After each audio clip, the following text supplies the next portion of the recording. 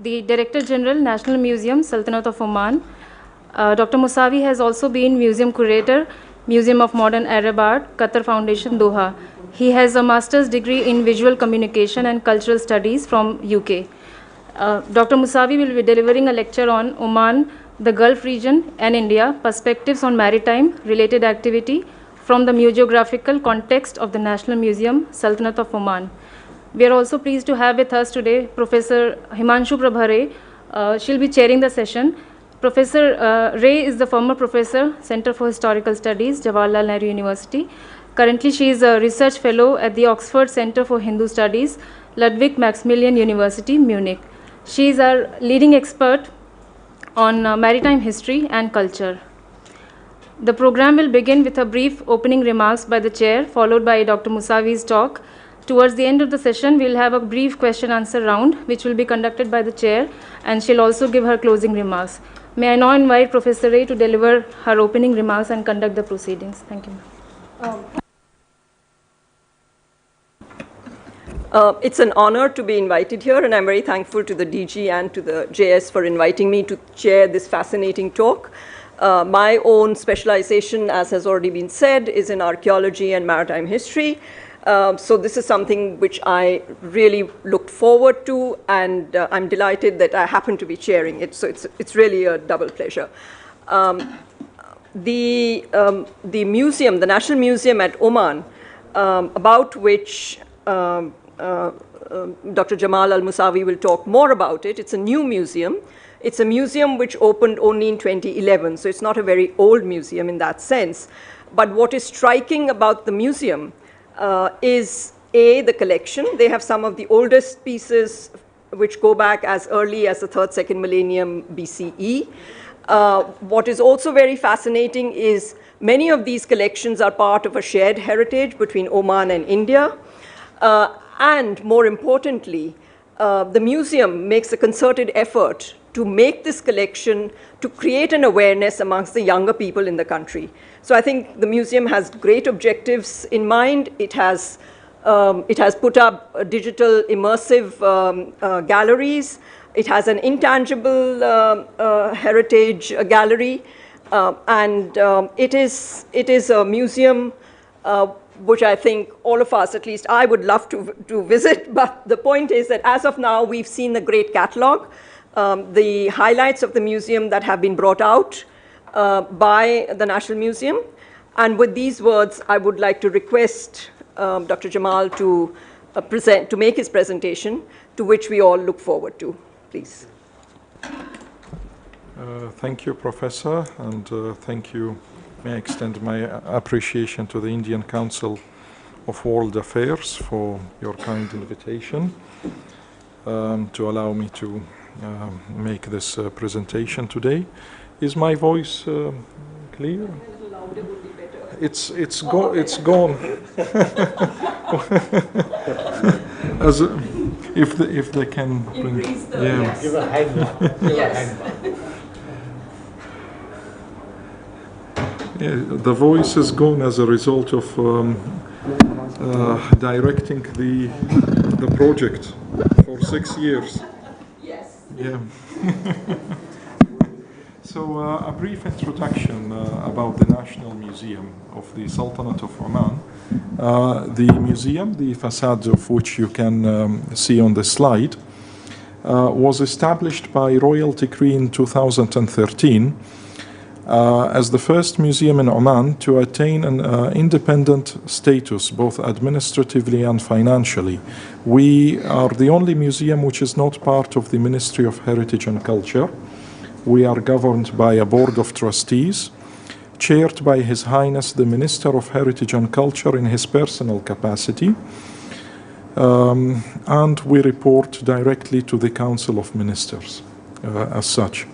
The National Museum is a realization of His Majesty's vision to establish an institution dedicated to the cultural heritage of Oman, spanning some 3 million years of human activity and human presence in our part of the world. The museum was opened to the public in 2016. And we have over 7,000 objects on display, on permanent display. In addition to that, we offer more than 33 digital immersive experiences for visitors of younger ages and the specialized audiences, the academia and so forth. The National Museum is the first museum in Oman to be established as per the International Council of Museum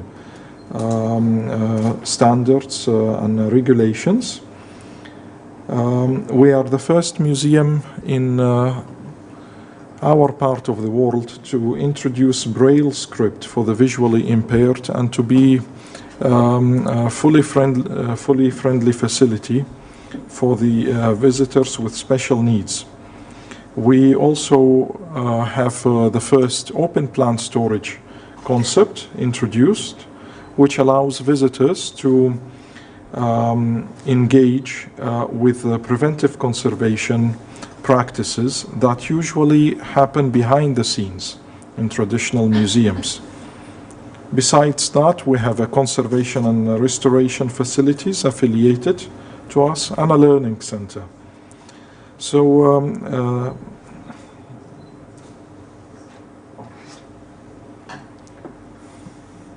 all right, so the National Museum presents the cultural heritage of Oman in a chronothematic manner. Amongst 14 permanent gallery spaces, we have a gallery dedicated to Oman's maritime heritage. This gallery celebrates Oman's 5,000-year-long relationship with the sea. Oman's strategic position, its extensive coastline, and its position at the outlet of the Persian Gulf, the Strait of Hormuz, and the Sea of Oman, being a gateway from the Persian Gulf to the Indian Ocean and the Arabian Sea, and connecting Oman to the eastern coast of Africa, played a vital role in shaping our identity and our people. Oman has been a key player in the so-called maritime Silk routes, with the first recorded missions reaching southern China some 1,500 years, so 100 years before Islam. Besides that, Oman has established a specific relationship with the eastern coast of Africa, from modern-day Somalia all the way to Sofala in northern Mozambique. A relationship that goes back to the Iron Age, spanning some 1,900 years. However, the relationship that we enjoy with India through people-to-people contacts, through commerce and trade, spans some 4,500 to 5,000 years, dating back to the Bronze Age. In the last 400 years, from 1650, when Muscat was liberated from the Hispano-Portuguese presence, Oman managed to establish two empires, spanning parts of the Persian Gulf, the coast of Makran, and East Africa. Today, Oman embraces the relationship with the sea, with its modern fleet, with its prosperous seaports and advanced logistics facilities, free zones, free trade zones, namely Al-Duqum, Sohar, and Salala. And we also lead the region in historical reconstructions that allows us to understand our past maritime heritage. Looking at our relationship with India, the history of Oman's and India's maritime trade goes back to the Bronze Age. And Oman played a vital role in connecting the civilizations of India with Mesopotamia, Iran, and East Africa. The maritime tradition of ancient Oman begins with the civilization of Magan, which corresponds to the Indus Valley civilization in India. In this slide, we can see an aerial view of Ras al-Had, which is at the easternmost tip of Arabian Peninsula. This archaeological site has unveiled the earliest evidence of settlement from Indus Valley civilization, as well as the earliest material objects or evidence that relate to trade and beyond. In this slide, we can see a magnificent hair comb from Indus Valley civilization made of ivory, which is some 5,000 years old, with quite interesting iconography of inward circles, as well as a refined necklace of carnelian beads, which is some 3,000 years old.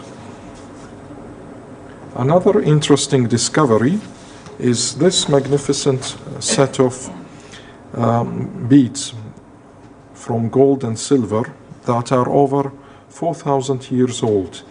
What is interesting is that these objects were, although they originate in Indus Valley civilization, they were discovered in Oman's hinterland, in the World Heritage Site of Bat al-Khutum and al-Ain, some 500-600 kilometers away from Ras al-Had and Ras al-Jins, attesting to the earliest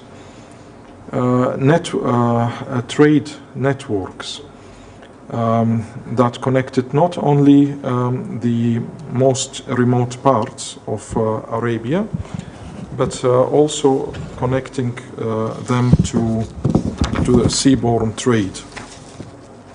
One of the highlights at the National Museum is the collection of Harappan pottery ware. These objects have interesting motifs, and chemical analysis have been carried which confirmed their origin in modern-day Gujarat. And although they were used for shipping goods, their elaborate motifs are celebrated today as an artistic expression in its own right.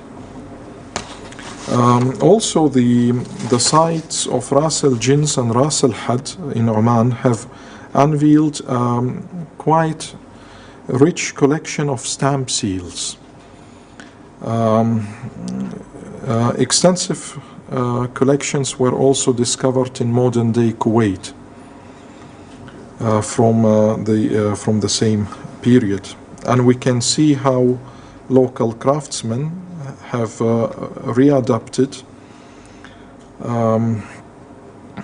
pictorial motifs from the Indus Valley, from Lothal in Gujarat, and introduced them in the local context. Pictured here is a scaled model of a vessel called Suhar, after the famed seaport of Suhar, which flourished during the early Islamic period from around the 8th century all the way to about 12th century Common Era. Sohar is Oman's first attempt to reconstruct its maritime heritage based on archaeological evidence. This ship, which was built in 1979, managed to sail from Sur to China, covering some 9,600 kilometers, with a stopover in India, in Kolkata, in Malaysia, and other countries. It took Sohar 9 months to reach its destination. Today, the original ship stands in Muscat as a testimony to Oman's maritime connections with China through India. During the Islamic period, not only the northeastern parts of Oman flourished and were engaged in active trade between India, Egypt, and the Persian Gulf region, as well as East Africa. The port city of Al-Balid in Dhafar, which was a prominent port from 7th century Common Era all the way to the 13th century, and was called Al-Mansura al-Ahmadiyya back then, served as the capital city of the Habbudi, Rasulid, and Kathiri sultanates.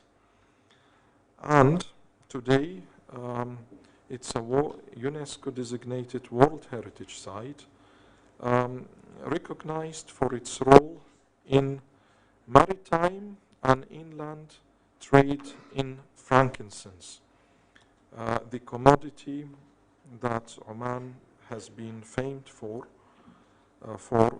since the Iron Age. This object, an oil lamp made of unglazed earthenware, is over 1,300 years old, and experts have attributed its origin to Gujarat.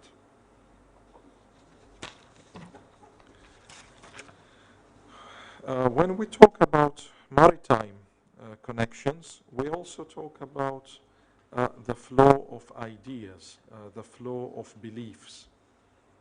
And in this context, we have to acknowledge the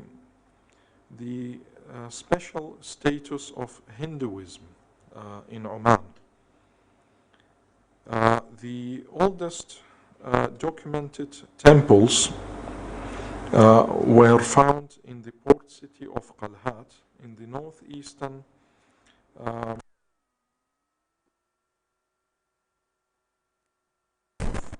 Hormuz, within the domains of the Kingdom of Hormuz, an entity that is shared between Iran and Oman today.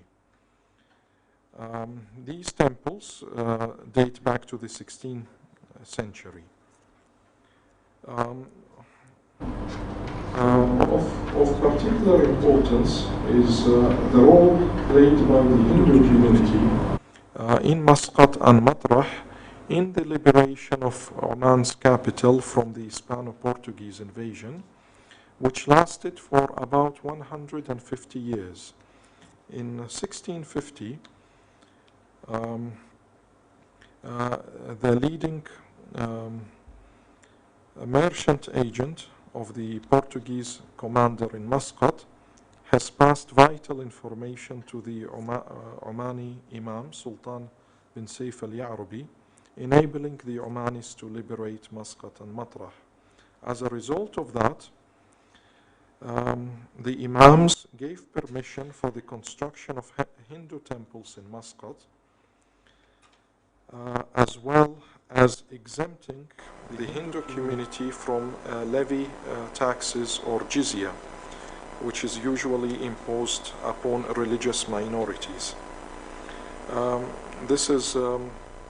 This unique relationship and trust continues to this day through the reign of the al-Moosawi dynasty, where we have temples, both ancient and modern, in Muscat, in Suhar, and in Salala, in Dhafar.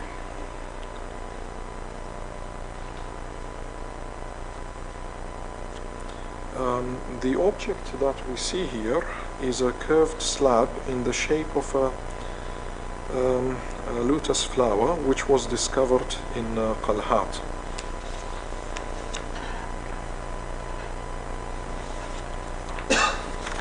Speaking of faith, another religion that has its origins in the Indian subcontinent, Buddhism, which subsequently traveled to the east, we have found some material evidence of Buddhist practice in northern Oman, in Suhar. This object, which is called the Lion of Suhar, is some 1,000 years old. It goes back to the Song dynasty and is made of glazed porcelain. It originated in China and found its way in Suhar. And it was discovered in 1981 by the French archaeologist Mission. The object consists of 3 iconographic parts: a lion, a Buddha, and a lotus. This object is considered the most important archaeological finding in Suhar to this date, and it attests to the religious tolerance that has shaped Oman for centuries and continues to do so. Staying on the subject of faith, the literature during the Mughal period has produced very interesting works that are still cherished. One of them is Anis al-Hujjaj by Safi bin Wali, which dates to the 17th century. What we can see in this illustration is 2 ships sailing from India across the Arabian Sea, parallel to the coast of Oman, which controlled the pilgrimage route through Dhafar to Mukalla and all the way to Jeddah.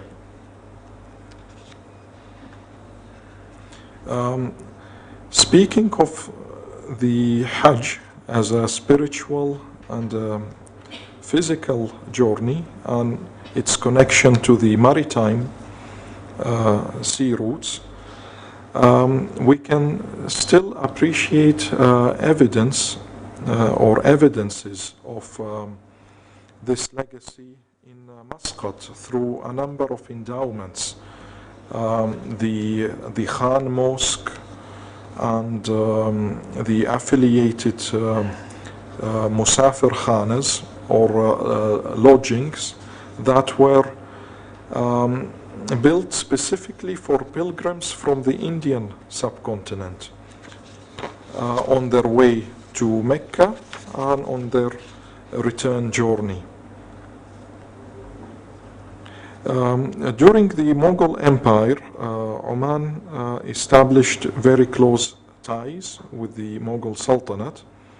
This corresponded to the first Omani Empire and the Yarubi dynasty.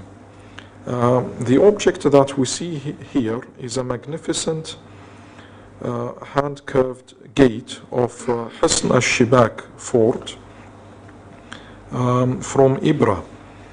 It belonged to a prominent Omani personality, Sheikh Ahmad al-Ismaili al-Himyari, who was a leading figure of the Yaruba Imamate. He was a diplomat and a merchant. This magnificent gate was carved in Surat and as a special commission by Sheikh al-Himyari to adore his palace or his fort.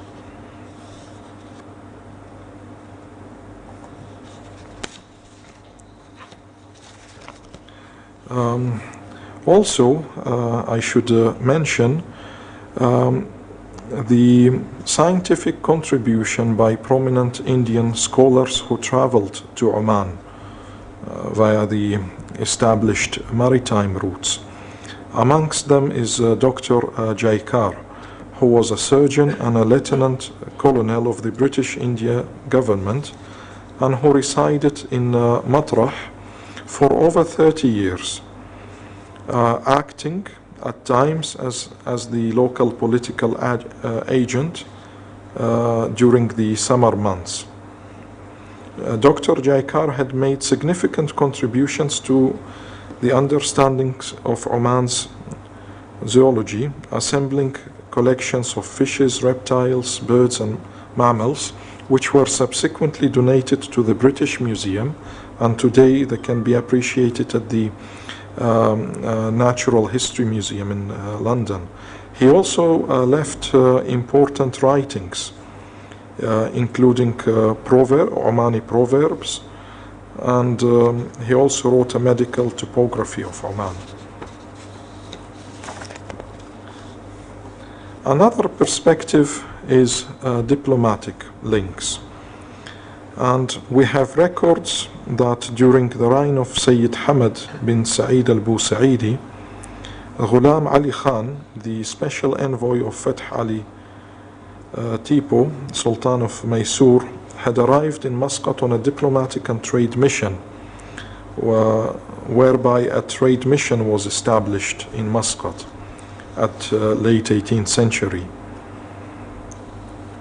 The father of His Majesty the Sultan, the late Sultan Sa'id bin Taimur, made an official visit to India in 1937. He also studied in India. The grandfather of His Majesty the Sultan has spent a few years in India as well. In the last years, our relationship has grown to the level of strategic partnership, and today we have active engagement when it comes to the issues of security in the Arabian Sea, the issues of commerce and the role of the free trade zones in Duqum and Salalah. But all of this has its roots in people-to-people contacts and the early settlement of prominent Indian families in Oman. Amongst them is the family of Parshuttam, who settled in Oman during the time of the Second Omani Empire in mid-19th century. Parshuttam was established as a merchant in the import and export of fard dates to the United States of America through Zanzibar and through the connections in modern-day South Africa, and through dealing in arms. Another important family, one of the oldest families on record that settled in Oman, is the Toprani family, which we believe has settled in Oman some 250 years ago, and their children continue to prosper as merchants. The Toprani family, the house of which is pictured on the top right hand side of this slide, can still be seen today in Muscat. The family engaged in real estate, as insurance brokers, as lawyers, as shipping agents, as teachers, and they were involved in publishing one of the first newspapers in Oman, Al-Haq, which translates as the truth. In this slide, we can have an overview of the Maritime History Gallery, one of the permanent galleries that offer our visitors and in light a window into our cultural heritage, one perspective of our cultural heritage. Thank you. Very much.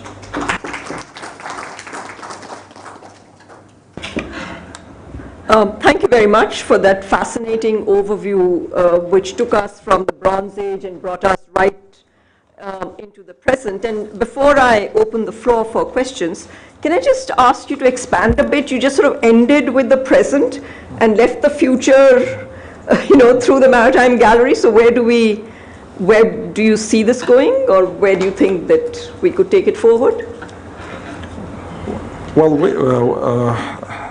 speaking from the perspective of the National Museum, since we base our experiences on objects, on documents, on the tangible character to narrate a story, to develop a narrative, we, as a National Museum team, we closely follow the developments that are happening in our region. We especially the issues that relate to the free flow of trade, security, the agreements that have been signed between Oman and India most recently, which gives right for the usage of the facilities in Al-Duqm, which is located strategically on the Arabian coast. We are analyzing these elements with an aim to bring a contemporary perspective on such issues at the National Museum in the middle term, in the coming 4 to 5 years, when the picture becomes clearer.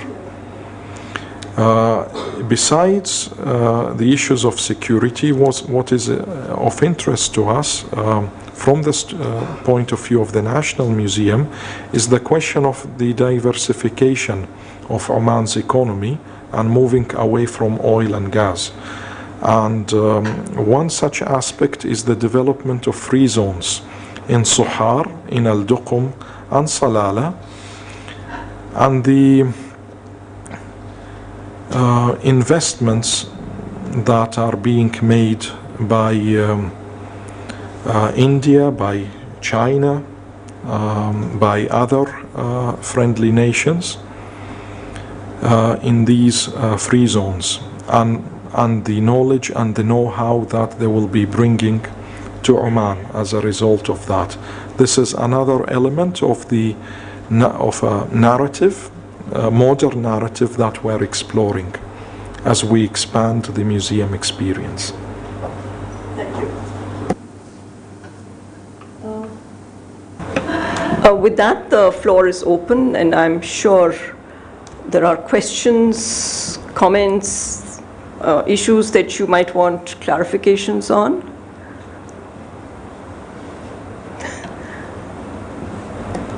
Yes. I am Fadlur Rahman from ICWA. So it is generally assumed, and most of the scholars have written also, that Arabs are enemy of history. Arabs are enemy of history. Particularly here I am referring to the Gulf nation, and among them Saudi Arabia. There are evidences that they had deliberately destroyed, eliminated a sign of all the prophetic time, fearing that any kind of existence of history will lead to a kind of monotheism, and that will lead to a kind of shirk and bid'ah. And if today you go to Saudi Arabia, if one asks where is the prophetic house and where is the Fatima, and they have to say all the shrines, everything. and the only claim that will pollute your political faith. Even I will tell you my story. Once I visited, I asked them, I want to visit the place where Prophet received revelation. Then he almost scolded me. Excuse me, can I request you to stay on the lectures? Just continuing to that, yeah. What motivated Omani kingdom to revive and revisit the history, establishing this national museum and this entire, focusing that much on history? That is my question. I think in Saudi Arabia, the pre-Islamic past, and even the Prophet remains not part of any historical preservation, archaeological. So why we do a different model?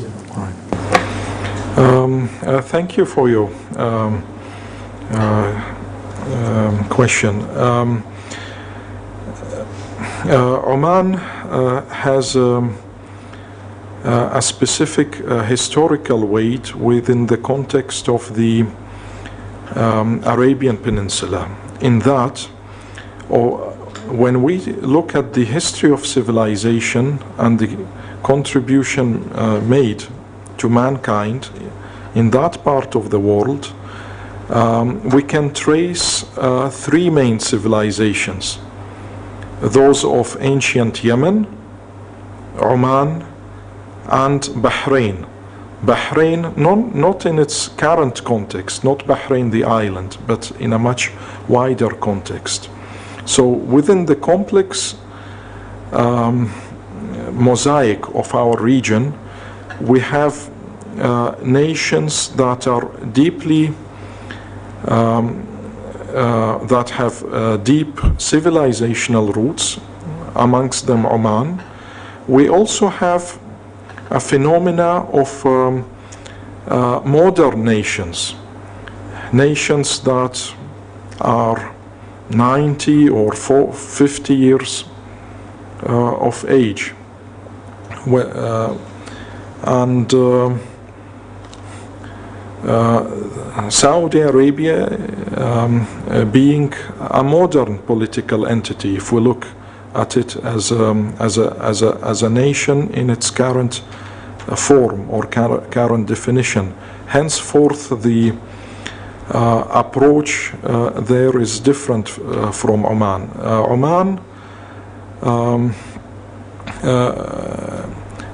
recognizes not only the role that has been played by the current al-Moosawi dynasty, and this is something that can be experienced at the National Museum. It also recognizes the achievements of the past dynasties, the past generations. Besides that, we make a recognition of the pre-Islamic period and the role that was played by other faiths and other communities and other people in shaping our DNA, what makes us unique as Omanis. So the first civilization appeared in Oman some 5,000 years ago. As customs, as traditions, as a race, as a language, it has very little in common with us modern Omanis. Nonetheless, we feel proud that we are a continuation of this historical and civilizational evolution. So the mindset, the perspective is different in Oman.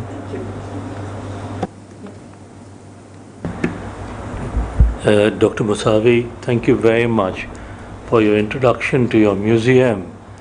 I'm Sanjay Singh. I looked after the Gulf region in the early part of 2004 to 2009. And I'm so happy that you've constructed this museum, because collections of artifacts which are related to India gives us a new and modern perspective of the extensive contacts that India had, not only to the west of it, but also to the east of it. And a study of Indian contacts around the world can be made through museums like yours. I'm very happy with that. And one of the first tasks that I was given when I took over the Gulf Division was that there was a project blessed by His Majesty the Sultan of creating a Majan boat. This was under some Italian marine archaeologist, I think Mr. Maurizio Tossi, if I remember the name correctly, and a gentleman called Wasmer. So they had built this beautiful boat out of reeds without any metal in it, and the bitumen for the boat had come from Iraq, as it always originally did, and it was to carry the Indus Valley civilization used to import copper from Muscat, from Oman. So this boat was to travel carrying copper ingots and if I remember, some incense from Oman from Sur to Bet Dwarka. It started on a journey escorted by the royal yacht Salma, Falkal Salma, if I'm not mistaken, and it had an Indian marine archaeologist on it called Alok Tripathi. Unfortunately, it also had an Indian destroyer escorting it a little way off. Unfortunately, like all boats of that kind of vintage, it did not make the trip. May I suggest to you that now that you have made this museum, maybe you'd like to recreate that boat and recreate the voyage to India, which is much nearer than the voyage to China. And perhaps establish something in Bet Dwarka to think about the age-old, 5,000-year-old connection that Oman has with the Gujarat coast. Just like you've done it in Zanzibar, you have that beautiful museum of the Omani boat inside. I leave it to you. Thank you. In fact, in this slide, we can see a reconstruction of the Magan boat, which forms now the centerpiece of the gallery dedicated to the civilization of Magan. The project has been undertaken by Professor Tusi, the late Professor Tusi, and Tom Vosmer. So yes, in boats made of reed, which was imported from Mesopotamia, Oman was able to trade with raw commodities, mainly copper ingots. As far as incense is concerned, our understanding that this commodity was traded starting from the early Iron Age, so after Bronze Age, after copper. So this is the model.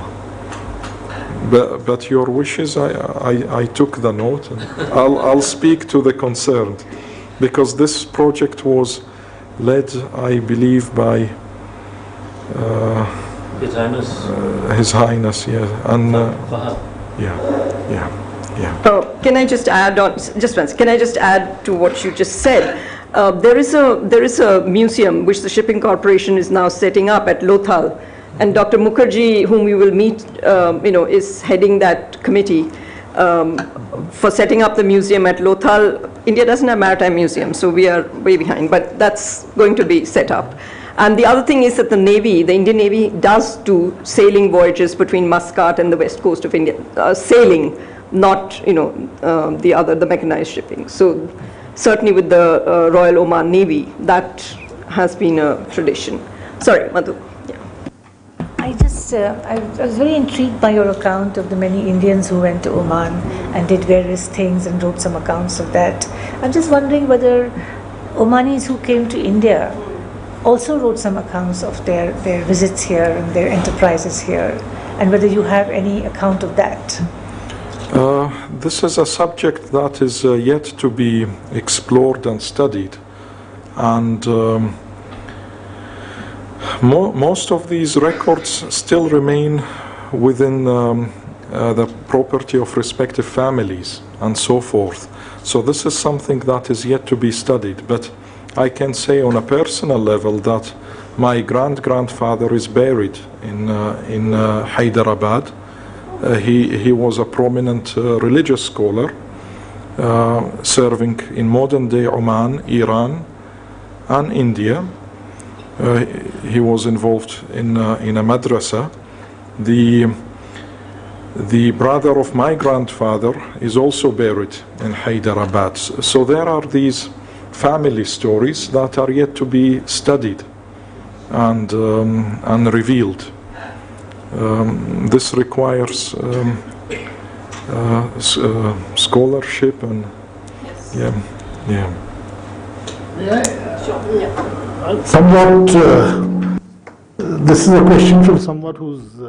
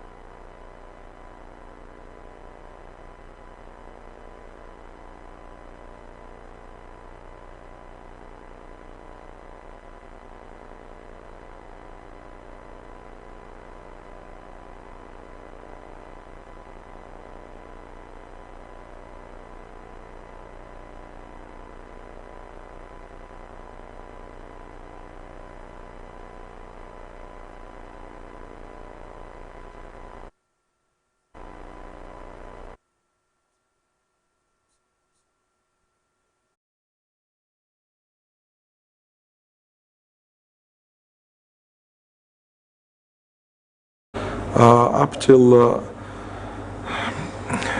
mid-20th century, when we look at traditional Arabian vessels, the routes that were taken were always parallel to the land as much as possible.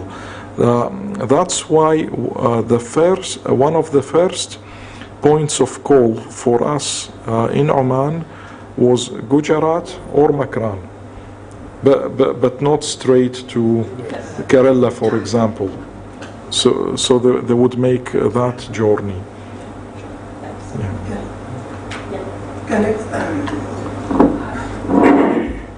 Can I continue thereafter where we left off?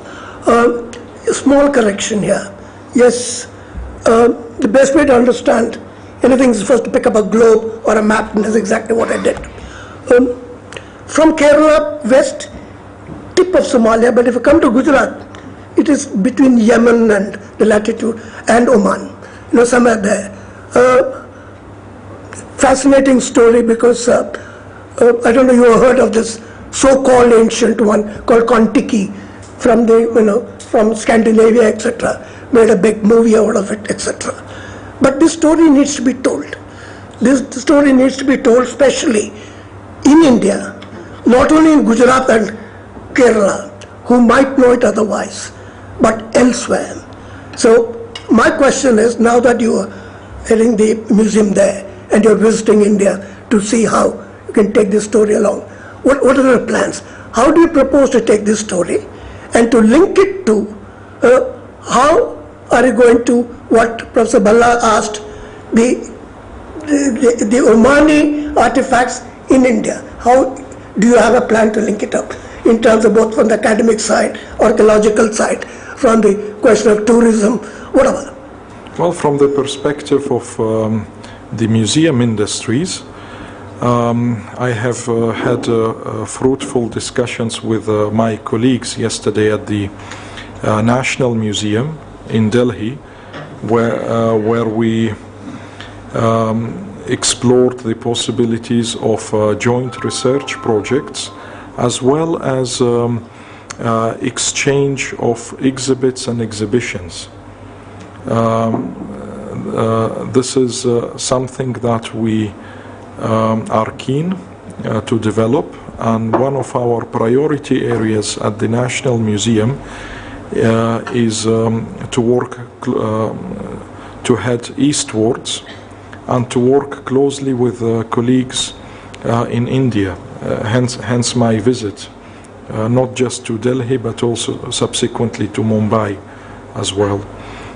So within the context of museum-to-museum cooperation, we're exploring these models, the academic model of joint research projects, as well as exchange of exhibits and exhibitions at this stage. But confined to Gujarat and the West Coast? No, we are open to discussion, and it all depends on to what extent our colleagues will be open to such initiatives in other museums and in other parts of India. From our side, we are open to that, to cooperation.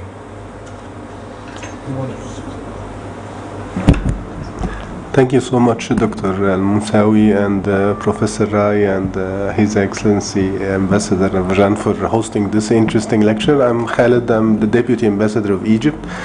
It was very interesting listening to this. And of course, like Oman and India, when they are presenting their very prominent legacy of civilization and their contribution to the humanity, it's something really very interesting to hear always and to learn from. I'm interested also about, you said something in the museum about learning center. Yes, like what would be the activities of this center and thank you. Thank you. The Learning Center affiliated to the National Museum in Oman, it's the first of its kind in our country. It offers opportunities for school children and university students to get a further insight into Oman's cultural heritage based on the narratives and the storyline that has developed around concrete objects. Besides that, we offer programs for cultural integration for the resident communities, those who choose Oman as their second home. We offer such programs and initiatives.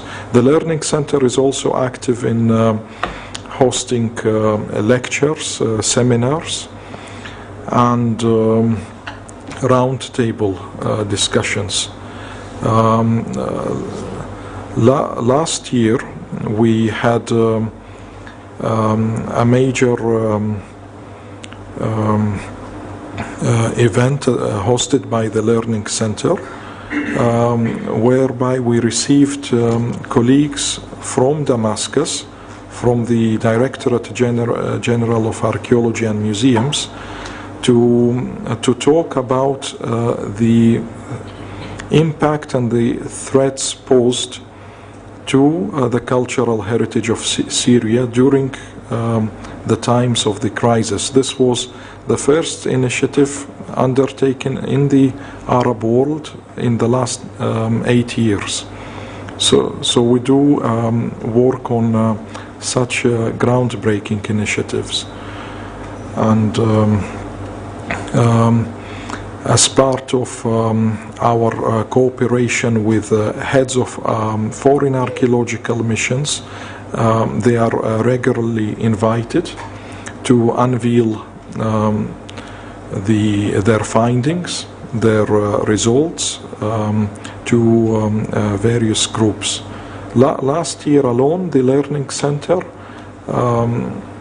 has engaged over 17,000 visitors. For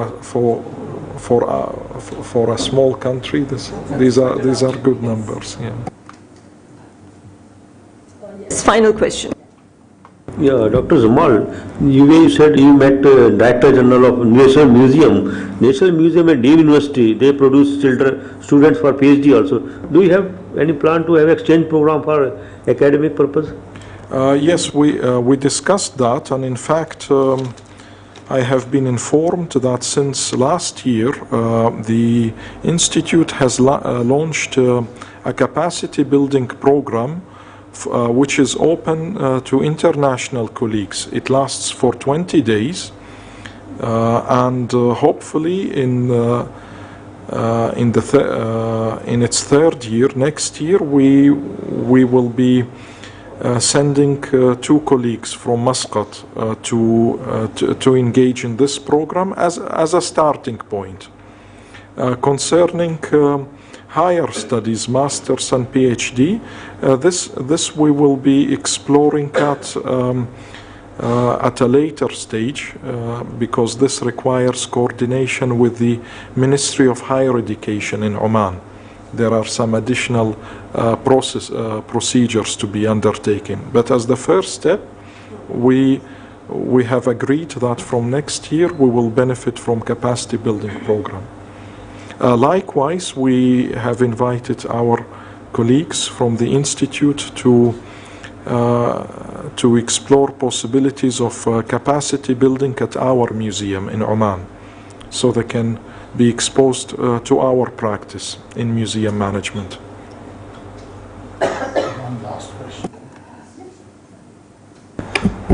Thank you very much, Dr. Moosawi, and also Dr. Ragwan and Mrs. Prabha. And we should, of course, appreciate for your good presentation on the history of India-Oman relation, which was focusing, to my understanding, mostly on trade and also the cultural aspects, which is very strong. And we think that still India looks at the whole region, particularly Oman, culturally and also in terms of trade. And looking at the investment which India has made in Oman, and also some other collaboration, for example, in the collaboration between the 2 navies of the countries, one can reach to the conclusion that still India looks very significantly to the security and stability of the region. And having in mind the recent developments in the region, and also the importance of Persian Gulf and the Strait of Hormuz for India. And again, looking at the collaboration between Iran and Oman, for example, for maintaining peace in the region, and particularly in the Strait of Hormuz. And also the parallel collaboration between Iran and India. Our navies have good collaboration together, and also Oman and India, again, they have good collaborations. How do you see if there could be a chance of joint collaboration between Iran, India, and Oman for having such joint initiatives and also military drills for preserving peaceful trade in the region, fighting against piracy in the region, which we think that could be very important for all of us. Well, the answer to that is beyond my capacity as a museologist. However, the position of the Sultanate of Oman has been clearly expressed through His Excellency Yusuf bin Alawi, the foreign minister, who has been recently in Tehran, and the statements that have been issued by the Sultanate of Oman concerning the free flow of trade and security in that vital part of the world, and the role the regional players can play. So, yeah. Thank you very much, Dr. Jamal al-Moosawi, for that fascinating talk, and thank you all of you for participating. But let me also just very briefly continue that this was a great start to what in ICWA will be, I hope, a further academic collaboration on maritime cultural exchanges. And one of the areas that we are looking at for collaboration for a conference and hopefully beyond is the Western Indian Ocean in April of next year. And precisely what we are trying to do is not just to talk and to show, which is very good for raising our awareness, but also to take it to a level where there can be academic exchanges, where we can move it to a global platform, where we can go beyond just talking and actually make a difference to these relationships. Because if you look at the academic discourse, it still very much is a European discourse and much less an Indian Ocean discourse. You know, we still, it's you know, what you said is fascinating, but all the time we hear of Mesopotamia Harappan relations. We hardly hear of Oman Harappan relations. And so there is a need to make a change. There is a need to involve other people. There is a need to do further research. And so certainly we would welcome all your suggestions and possibly names of scholars who would be interested in helping us take this forward. And especially a conference will be hosted, thanks to the Director General, by ICWA in April on the Western Indian Ocean. So with that, I'd like to thank all of you. 2020, yes. So yes, it's late for this year.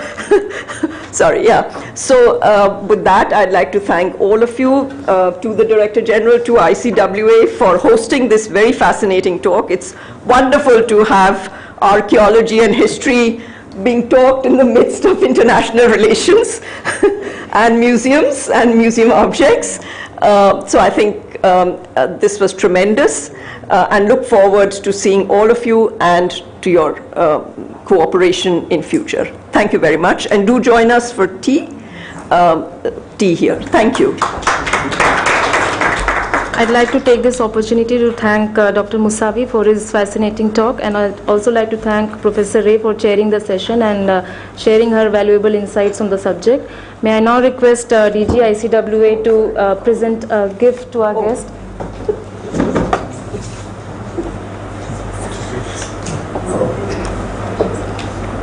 These are some of our publications and I should present it.